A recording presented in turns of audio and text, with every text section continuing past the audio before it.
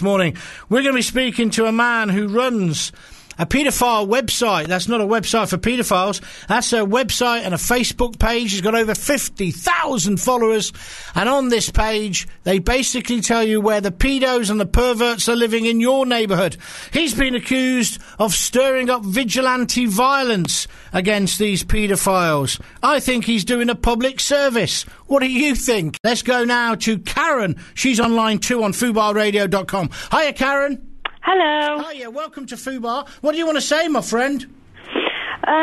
Well, I want to talk about, I don't know whether you've heard about my case, but I've literally just finished a case in Crown Court where I was a victim. Hold on a minute. Just got to ask you a couple of questions for obvious legal reasons. The person who you were in court with, who was accused, was that person found guilty or not guilty? Yes, he was guilty. Okay, what sentence did the person get?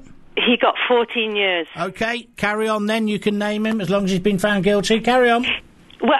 Well, his name was Mark Sewell and he was my uncle, but we were also all Jehovah's Witnesses, which is where the cover-up comes in, because I reported it to the Jehovah's Witnesses when I was 16. I'm 38 now, and it's taken me till now to get him to court and to get him convicted.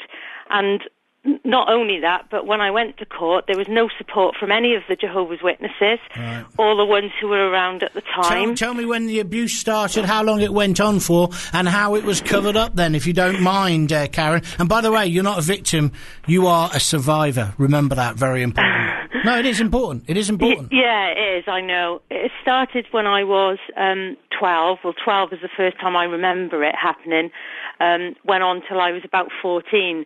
The elders were made aware, basically just nothing was done about it. I went to the police at the time with my dad, but nobody came with me. None of the elders who had been involved in all the investigating.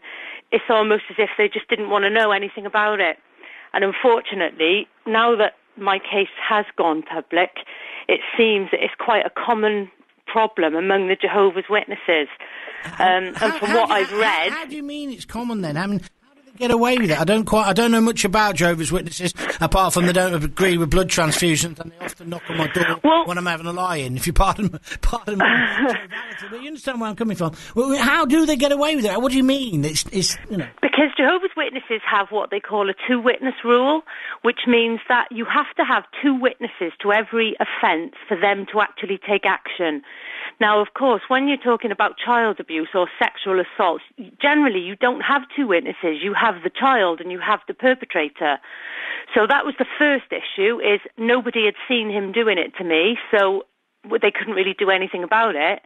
And the second issue is when they do disfellowship, they call it, which is like shunning. When they do disfellowship somebody, no one in the congregation is told why that person is being disfellowshipped. So if you're a paedophile and you admit it, let's say, you will get disfellowshipped. No one will know why or what you've done. And then within a couple of years, as long as you keep attending meetings and you say you're sorry, you can be reinstated, which means people can speak to you again and your life goes back to normal. Sheesh.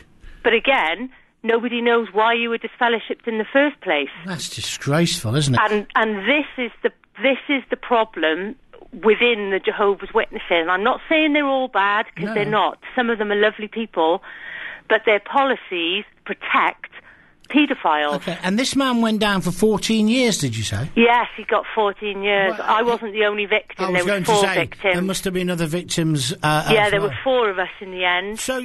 But if it had been dealt with back in the day, there wouldn't have been 4 victims. Well, that's the problem. Well, this is exactly the same thing with Jimmy Savile, isn't it? It's the same thing with the accusations against some of these other famous people who are still alive, that if they'd actually been dealt with 30 years ago, there's a bishop as well who's been accused today, if that had all been dealt with, then they wouldn't have been allowed to continue with their offending behaviour. Likewise, Rolf Harris as well. Why do you think the establishment, I mean, you're talking about a religion there, but let's widen it out for a moment. Why haven't the establishment taken this seriously enough then? What is it about them? Because we, the working class, the people in this country, the workers of this world, we're up in arms about it. We scream and shout about it and protest about it and march about it, and then we get shouted down for it. But why don't they just seem to accept it? Or I don't know. There's a video of an ex-chief whip who's now dead who said, well, if someone gets into trouble with small boys, and he was almost laughing about it, as if not understanding what the crime is. Do you see where I'm coming from? Yeah. I honestly, as far as the Jehovah's Witnesses are concerned, I think it's all about saving face, and I think they don't want people thinking that goes on within their religion. And then if you look on a wider scale, I think that's probably the case for all the big organisations. Nobody wants to admit that they've got a problem with it.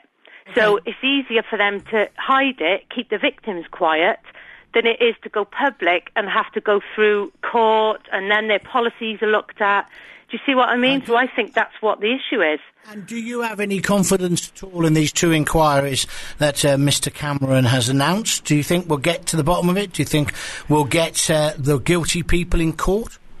Do you know what? I really don't know, but I really hope so. And I know that they're talking about looking into religion, and I just hope that the Jehovah's Witnesses are near the top of the list. Obviously, from my own personal experience, I know how they work, I know what their policies are, and it just sickens me to think that there could be loads of other kids out there worldwide who are suffering like I had to, because they're just unwilling to change. Karen, you're